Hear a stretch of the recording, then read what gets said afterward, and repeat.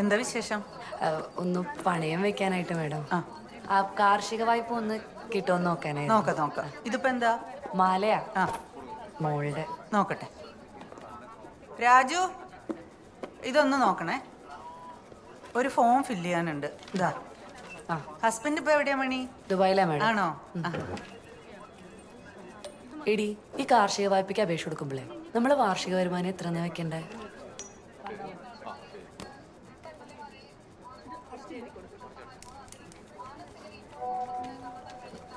വാർഷിക വരുമാനോ? അതൊരു 3 ലക്ഷം വെച്ചോടി. 3 ലക്ഷോ? എന്തിരുന്നിട്ട്? ഇവിടെ കൊച്ചിന്റെ മാല പണയം വെക്കാൻ വന്നേക്ക. ഒരു 1.5 ലക്ഷം രൂപ വെക്കാം അല്ലേ?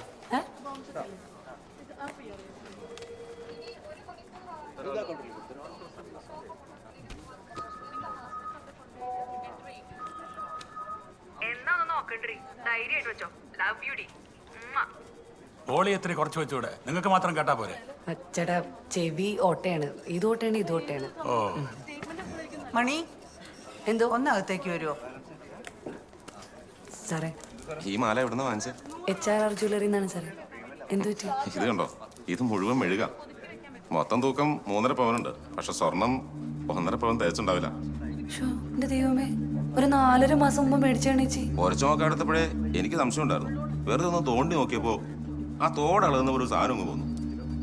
എന്തൊരു തട്ടിപ്പാ ഇതൊക്കെ! 3.5 പവന്റെ പൈസ കൊടുത്ത് മേടിച്ചല്ലേ ഇത്? അതെ. ഞാൻ ഹസ്ബൻഡിനെ ഒന്ന് വിളിക്കട്ടെ ചേച്ചി. കാണിച്ചു നോക്കട്ടെ. ഹലോ ചേട്ടാ, ഞാനിവിടെ ബാങ്കിൽ ഇതുകൊണ്ട് വന്നേണേ.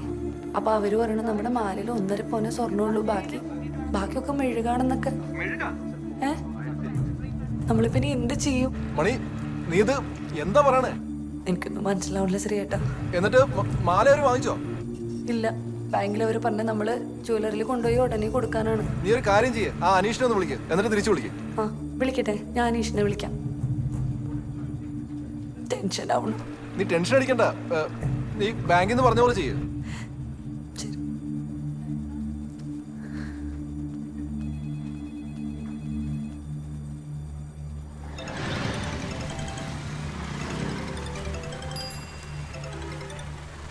ഹലോ. അനീഷേ, ഞാൻ മണി. പറഞ്ഞു ചേച്ചി. ഞാനും ചേട്ടനെല്ലാം കൂടെ അന്ന് പണ്ട് അവിടെ വന്നിട്ട് ഒരു മാല എടുത്തിരുന്നില്ലേ മോൾക്ക്?